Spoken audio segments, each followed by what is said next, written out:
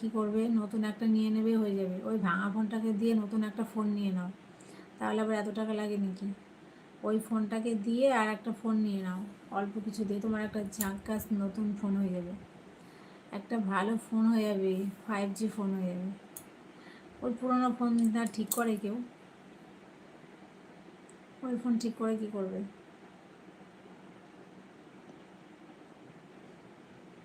তাহলে কত টাকা খরচা? 3,000 টাকা আর কিছু দিলেই তুমি একটা নতুন ফোন পেয়ে যাবে, যদি বলো এই ফোনটা চেঞ্জ করে।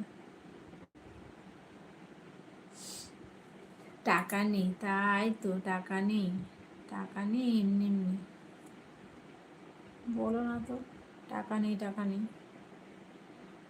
তারপর সালা 3,000 টাকা বের করতে পারছি না, তুই আবার বলছিস নতুন ফোন।